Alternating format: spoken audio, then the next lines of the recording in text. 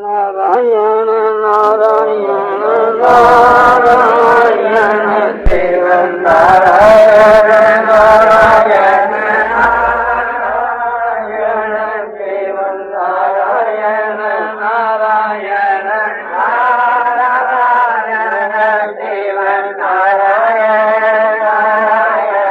नारायण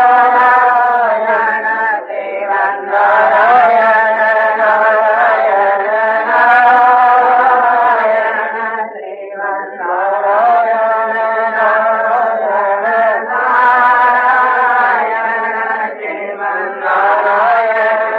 नारायण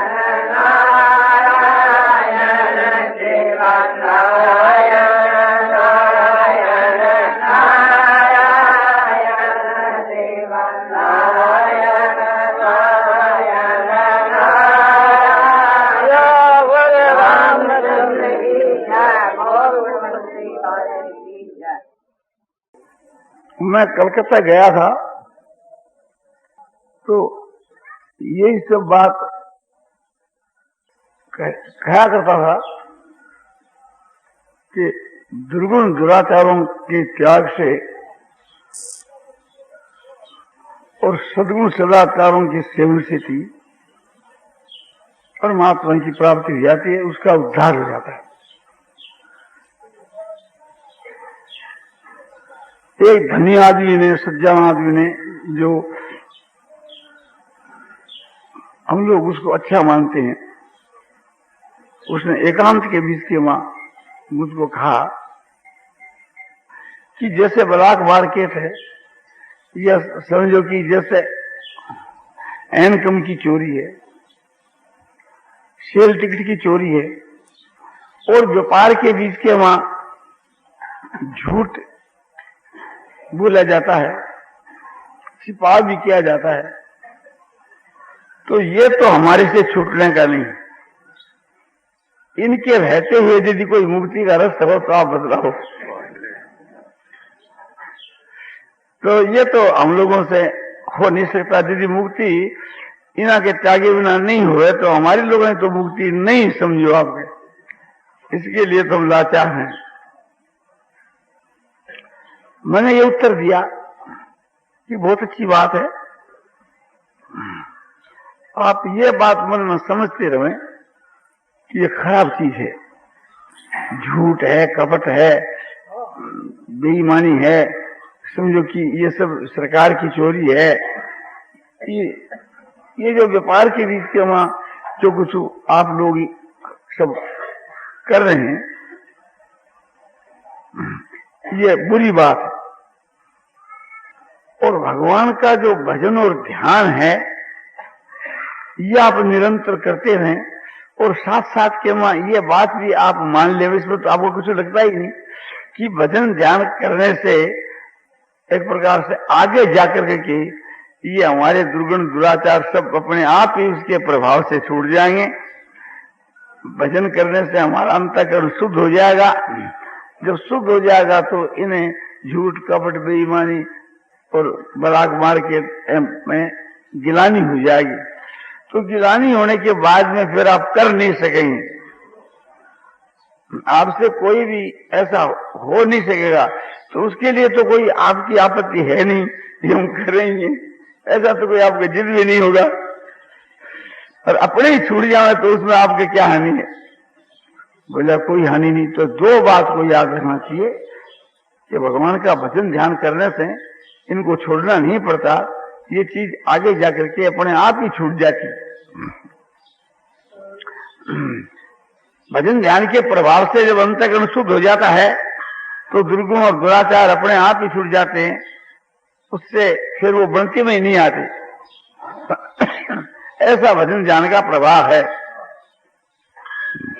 और अपने में समय समय पर आप निरीक्षण करते रहो कि पहले की अपेक्षा कितना फर्क पड़ा, और साथ में ये समझते रहो ये दुर्गुण दुराचार एक दिन अवश्य अपने आप ही छूटेंगे। भगवान के भजन ध्यान का ऐसा प्रभाव है, ये बात आप मानते रहो। तो हमारे को विश्वास है कि आपको छोड़ना नहीं पड़ेगा, ये सब बात अपने आप ही छूट जाएगी। किंतु साथ में यह है कि भजन ध्यान जो है वो आदर पूर्वक निष्काम भाव से और निरंतर होना चाहिए। यदि एक प्रकार से ये दूर नहीं हो रहे हैं तो फिर अपने आखिर के भजन ध्यान को संभाल लो कि भजन ध्यान में कहीं कमी तो नहीं है ना। भजन ध्यान में एक प्रकार से कमी यदि नहीं है तो ये दूर क्यों नहीं हुई। आपको दुर्गुण दुराचारों को छोड़ना नहीं पड़ेगा, ये अपने आप ही छूट जाएंगे। जिस जंगल में जाकर के शेर रख देते, शेर मन बाघ, तो वहां के गिद्ध अपने भाग जाते। वहां के हिरण जो हैं, गिद्ध जो हैं, जो कमजोर जानवर हैं, वे आप ही भाग जाते हैं। उसको निकालने की आवश्यकता नहीं पड़ती। जब सूर्य भगवान उदय होता है वहां अंधकार अपने आप विनाश हो जाता है, और जहां ज्ञान का प्रकाश होता है वहां अज्ञान अपने आप ही दूर हो जाता है। तो ये निश्चय रखो, ये साधन जो सो बहुत ही अपने उस कोटि का है। तो बोले ठीक है, ये बात ठीक है। ये एक आपको कलकत्ते की घटना की बात मैंने बतलाई।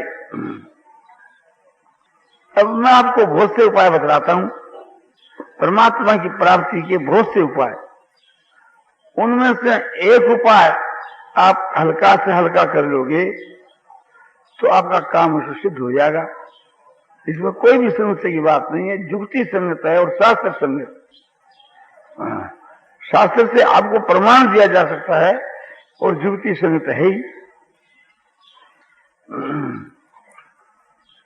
एक तो ये बात है कि आपके शरीर द्वारा, शरीर से, मन से, वाणी से आपके द्वारा जितने जो कर्म होते हैं, तो सारी आपकी चेष्टा निष्काम भाव से होनी चाहिए। उस निष्काम का इतना भारी प्रभाव पड़ेगा कि आपकी आत्मा शुद्ध होकर के आपका अपने आप ही कल्याण हो जाएगा, अपने आप ही ज्ञान हो जाएगा। आपको कुछ करना नहीं पड़ेगा।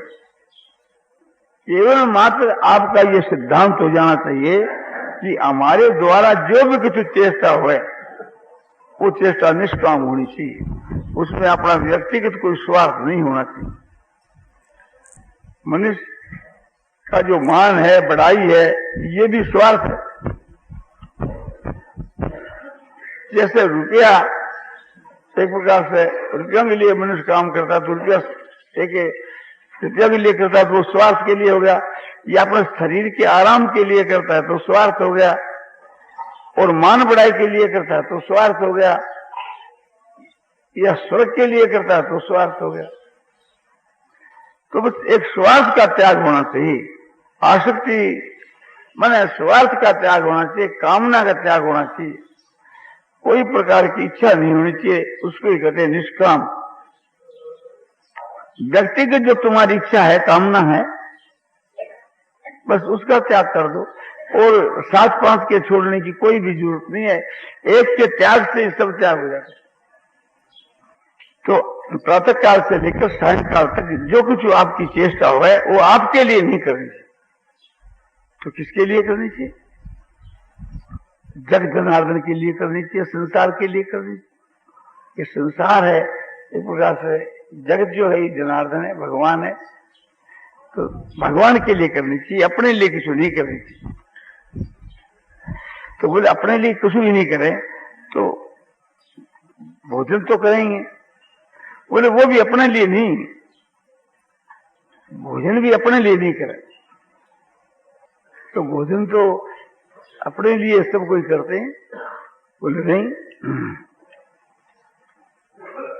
महात्मा लोग जो है वे अपने लिए स्वयं भोजन करते हैं। तो किसके लिए करते हैं? बोले संसार के लिए, दूसरों के हित के लिए, भगवान के लिए, अपने लिए नहीं करते। तो अपने लिए करना क्या और भगवान के लिए करना क्या?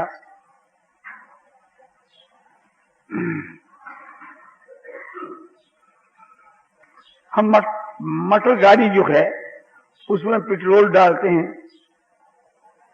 वो मटर में जो तेल डालते हैं वो किस लिए? क्या मटर के लिए? मटर तो जड़ वस्तु है, उससे कोई मटर की सेवा होती है क्या? उस मटर के द्वारा कोई हम उपकार करें तो वो तेल डालना उपकार के लिए है कि मटर के लिए है? तो जो शरीर है और उस शरीर को आप मटर के समान समझ लीजिए, उसके द्वारा जो दुनिया की सेवा होती है, तो उस शरीर को जो भोजन देना है वो एक प्रकार संसार के लिए देना है या उस शरीर के लिए देना है? वो शरीर किस लिए है? कि संसार की सेवा के लिए। तो बस उसको भोजन खिलाना भी संसार की सेवा के लिए है, अपने लिए नहीं। तो जो लोग अपने लिए खाते हैं उसमें क्या फर्क है? पुलिस तो रात दिन का फर्क है। एक आदमी भोजन करता है और उसके वहां आस्वादन लेता है कि वाह खूब मीठा है और खूब बड़ा आनंद आता है, तो उसे रसास्वाद लेता है। तो जो उसे रसास्वाद लेता है वो अपने लिए करता है, वो संसार के लिए नहीं करता। और शरीर जो है एक घोड़ा है और उस घोड़े को हम दाना देते हैं। यदि घोड़े को दाना नहीं दिया जाएगा तो वो गाड़ी नहीं चला सकेगा। उस घोड़े से काम लेना, इसलिए उसको दाना दिया जाता है। इसी प्रकार जो शरीर है ये भी एक घोड़ा है, तो उसको जो अन्न दिया जाता है, नहीं अन्न दिया जाएगा तो एक प्रकार से वो काम नहीं दे सकेगा। और अभी उसे काम लेना है, तो जब तक उसे काम लेना है तो एक प्रकार से उस उद्देश्य से उसको अन्न दिया जाता है। और जो आदमी अपने इंद्रियों की तृप्ति के लिए भोजन करता है, माने स्वाद के लिए भोजन करता है, वो एक प्रकार से संसार के हित के लिए नहीं। इसी प्रकार से हर एक काम आप ख्याल करिए। तो हमारी जो चेष्टा है उसका मूल कारण जो है सो संसार का हित होना चाहिए। संसार ही भगवान को स्वरूप है। फिर भी आपको ध्यान देना चाहिए। यदि गंभीरता से हम विचार करें तो हमारी सारी चेष्टा भगवान के लिए हो सकती है और हमारे लिए भी हो सकती है। जो हमारे लिए हम करते हैं उसका फल भगवान की प्राप्ति नहीं है, और भगवान के लिए करते हैं उसका फल भगवान की प्राप्ति है।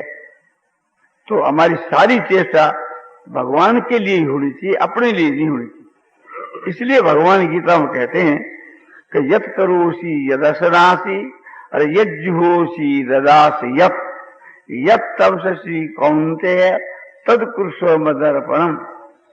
हे कौन्तेय, यत् करोषि, तू जो कुछ करता है, जो भी कुछ करता है, और यदशनासि, तू जो भोजन करता है, और यज्जुहोषि ददासि यत्, और जो तू हवन करता है, दान देता है, तप करता है, यज्ञ गान तप सेवा, जो भी अपने शरीर से तू क्रिया करता है वो सब तू मेरे समर्पण कर दे। भगवान कहते हैं क्यों? सुहासु फले रही वह मोक्ष से कर्म बंध नहीं, और संन्यास योग युक्तात्मा विमुक्तो माम उपैसि।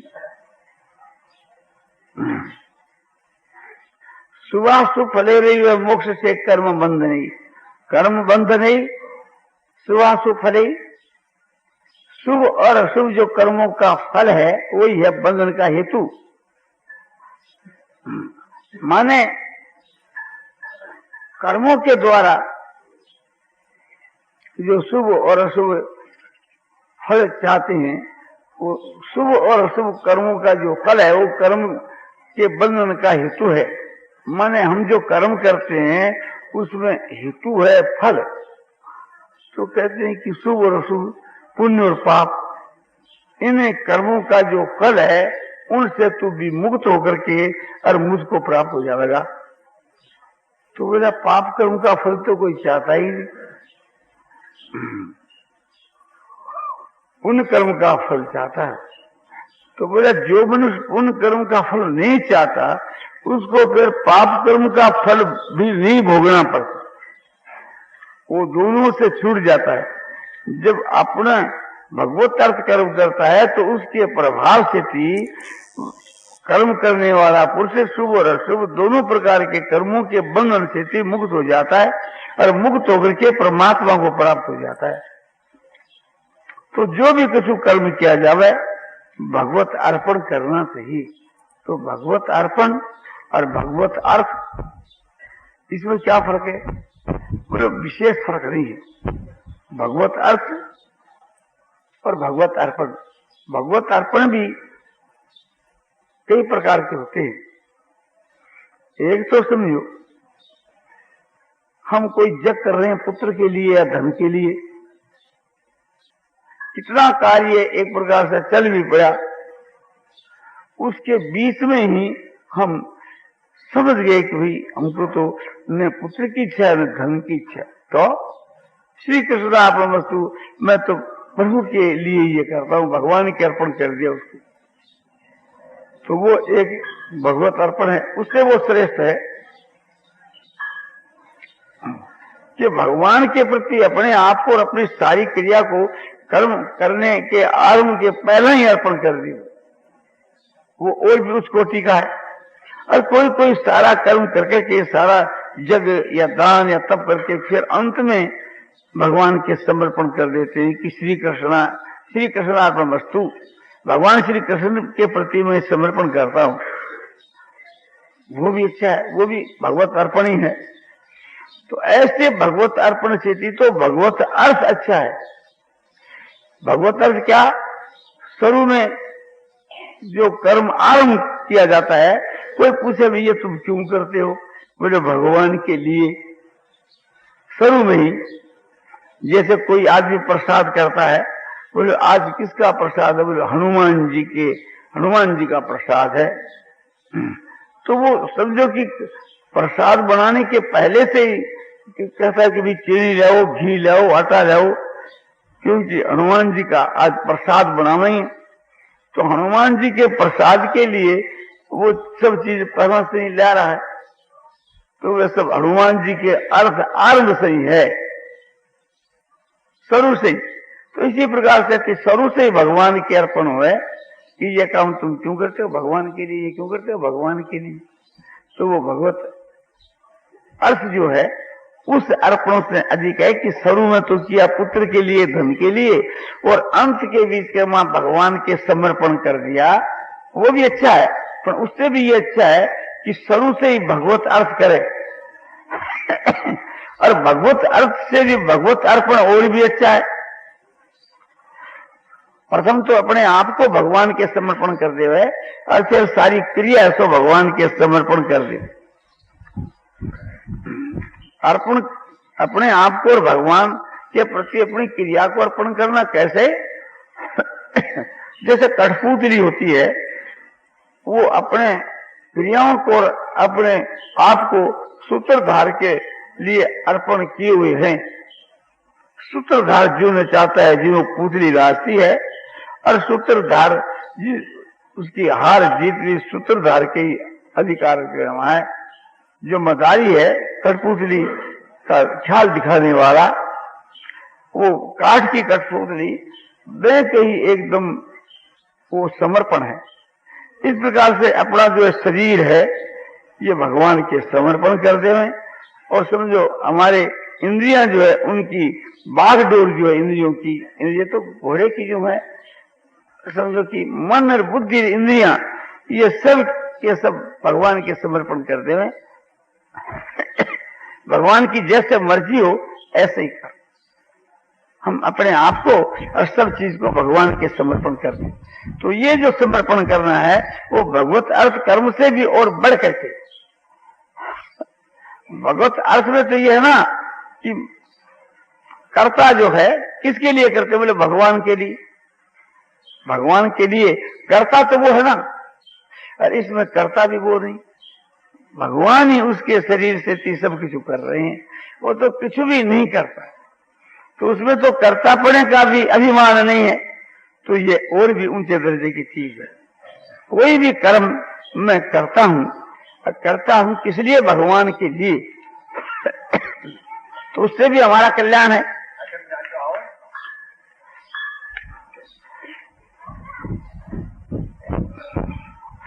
और कोई भी कर्म है, मैं कर्म करता तो नहीं, किंतु मुझसे कर्म होते हैं।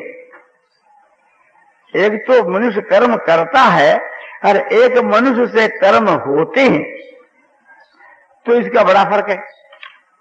तो फिर कठपुतली क्या कर्म करती है? कठपुतली जो कुछ करती है उसे तो हो रहा है, वो खुद कुछ भी नहीं करती, करने वाला कोई दूसरा ही। और ये भी बहुत उच्च कोटि की चीज है, कोई कम दर्जे की नहीं। क्योंकि तुम सोते क्यों हो? बोले भगवान के लिए। खाते क्यों हो? बोले भगवान के लिए।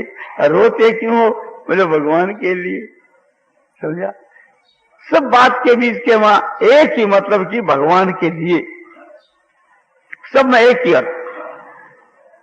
कैसे कि जैसे कोई एक दुकानदार है, लोभी आदमी है, रुपयों का दास है, उससे कोई पूछता है कि भी तुम प्रातःकाल दुकान क्यों खोलते हो? बोले रुपयों के लिए। झाड़ू क्यों देते हो? कि रुपयों के लिए। सौदा बेचते क्यों हो? बोले रुपयों के लिए। और सौदा खरीदते क्यों हो? बोले रुपयों के लिए। तुम व्यापारी से बात क्यों करते हो? बोले रुपयों के लिए। उसकी सारी चेष्टा जो है रुपयों के लिए, और जिसमें रुपये नहीं मिलते, समझा, लोग आदमी उस बात के नजदीक नहीं जाते, समझता है कि इसमें हमको पाई नहीं मिलेगी। और ऐसा हमारे काम है। अरे बोले बैठो, हम आपको थोड़ी बात सुना। बोले बात क्या सुनाओ? हमारे तो दुकान के ऊपर काम, हमको फुर्सत नहीं। जिसमें रुपया पैदा नहीं होता वो बात वो नहीं सुनते, और उसके वास्ते समय नहीं निकालते। वो तो रुपया का लोभी है ना, रुपया का प्रेमी है। इसी प्रकार से जो भगवान का जो प्रेमी होता है, उसकी सारी चेष्टा भगवान के लिए होती है। जैसे वो रुपयों का दास है और वो भगवान का दास, वो सारी चेष्टा भगवान के लिए करता है। और जिससे भगवान की प्राप्ति नहीं होती वो काम नहीं करता। वो कहता है कि भाई तुम चोरी नहीं करते। बोले नहीं। क्यों? बोले चोरी करने से कोई भगवान नहीं मिलते। तुम झूठ नहीं बोलते। बोले नहीं। क्यों? बोले झूठ बोलने से कोई भगवान नहीं मिलते। जिस काम में भगवान नहीं मिलते उस काम के वो नजदीक भी नहीं जाता, क्योंकि उसकी तो सारी चेष्टा जो है सो भगवान के लिए ही है। तो उसमें कर्तापन है कि मैं करता हूं, भगवान के लिए करता हूं, भगवान की प्राप्ति के लिए, भगवान में प्रेम होने के लिए, भगवान को खुश करने के लिए मेरी सारी चेष्टा है। तो ये एक बात। और दूसरी बात यह है कि मनुष्य अपने आप को भगवान के प्रति समर्पण कर दे, भगवान के प्रति अपने आप को समर्पण कर दिया, आत्म समर्पण कर दे। अब उस शरीर को भगवान ही चलाते हैं, वो नहीं चलाता। उसके द्वारा जो चेष्टा होती है समझो कि भगवान ही करते। तो कोई आदमी, आलसी आदमी इस प्रकार से कि अपने बहानाबाजी करेगा कि भी मेरे द्वारा जो चेष्टा होती है ना वो तो स्वयं भगवान ही करते हैं, मैं तो किसी करता भी नहीं। तो तुम झूठ बोलते हो, चोरी करते हो व्यापार के बीच के वहां। हाँ, मैं झूठ बोलता हूँ, चोरी भी करता हूँ, सभी काम मेरे द्वारा होते हैं जैसे आपके द्वारा होते हैं, किंतु मैं नहीं करता, भगवान ही करते हैं। श्लोक का भी प्रमाण दे देते हैं कि जानामि धर्मं न च मे प्रवृत्ति और जानामि धर्मं न च मे निवृत्ति केनापि देवेन हृदि स्थितेन यथा नियुक्तोऽस्मि तथा करोमि। जानामि धर्मं, मैं धर्म को जानता हूं, धर्म किसका नाम है, किंतु उसमें मेरी प्रवृत्ति नहीं होती। और मैं पाप को भी जानता हूं, किंतु पाप से मैं छूट नहीं पाता। मेरे से सो पाप बनती में आता ही है। क्यों कि कौन एक देव मेरे हृदय में स्थित जो परमात्मा है, वो जिस प्रकार से मेरे से करवाता है वैसे इसको मैं करता हूं। तो ऐसा जो बहाना करना है, इससे वो छूट नहीं सकता। तो ये एक प्रकार से सिद्धांत ठीक नहीं, बिल्कुल ठीक नहीं है।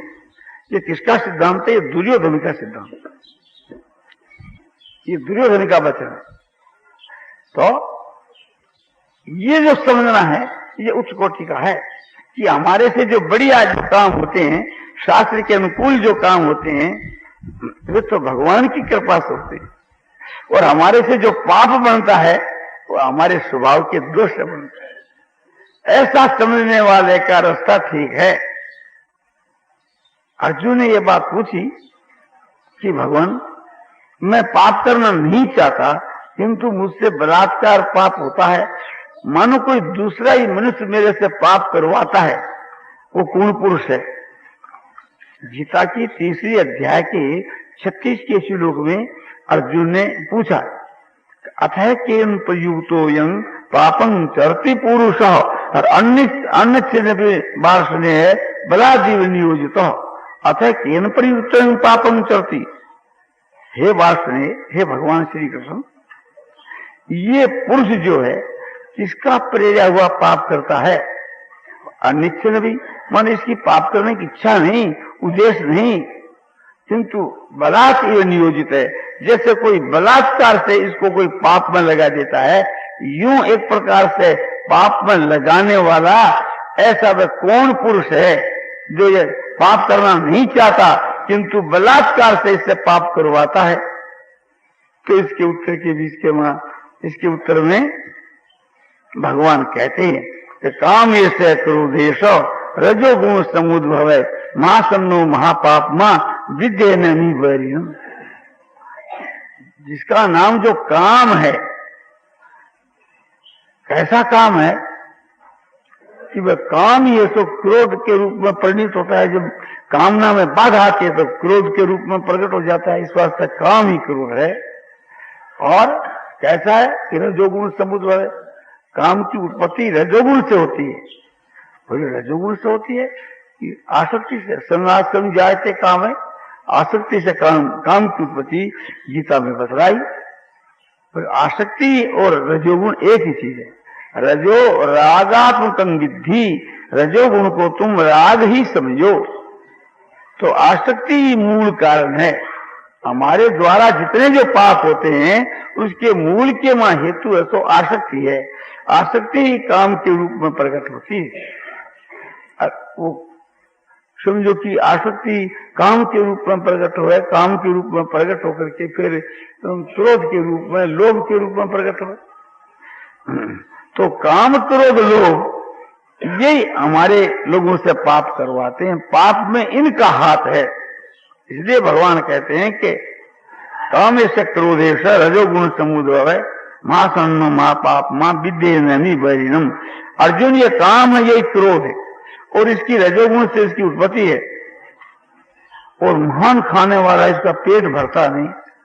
अग्नि में जैसे कोई आहुति डालता ही रहो, समझो कि अग्नि कभी बुझती नहीं, बुझती नहीं। इसी प्रकार से यह कामाग्नि जो है ये शांत नहीं होती। इसमें जितनी आहुति दी जाती है जितनी बढ़ती। और कैसा एक प्रकार से काम है, महान पापी है। जितने जो पाप होते हैं ये इनके प्रकार से होते हैं। और ये कैसा है, कामे से क्रोधे से रजोगुण समुद्र महासन्न महापाप विद्यन विपरीनम। और इस विषय में, तुम्हारे पाप के कराने के विषय में तुम अपने इसको ही अपना बैरी समझो। ये तुम्हारा शत्रु है जो तुम्हारे से पाप कराता है। इसलिए भगवान कहते हैं कि त्रिविधं नरके सेदं द्वारं नाशनमात्मन काम क्रोध तथा लोभ तस्मात् एतत्त्रयं त्यजेत्।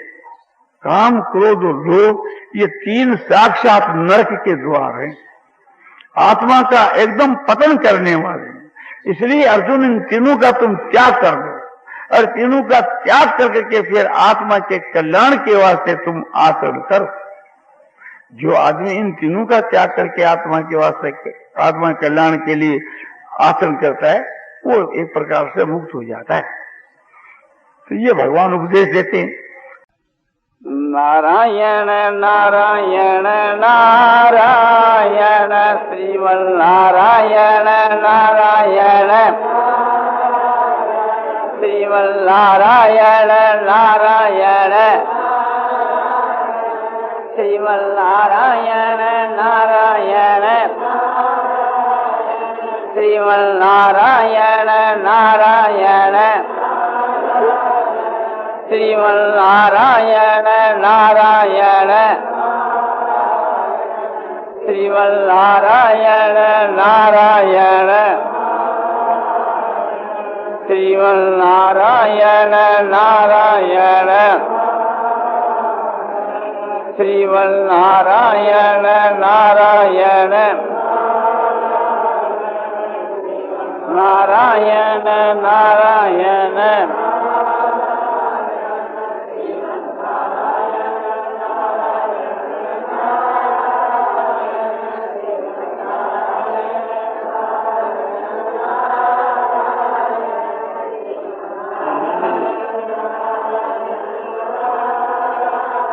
आनंदमय आनंदमय पूर्णानंद अपारानंद शांतानंद घनानंद अचलानंद ध्रुवानंद नित्यानंद बोधस्वरूपानंद ज्ञान स्वरूपानंद आनंद जी आनंद आनंद जी आनंद शांति शांति शांति।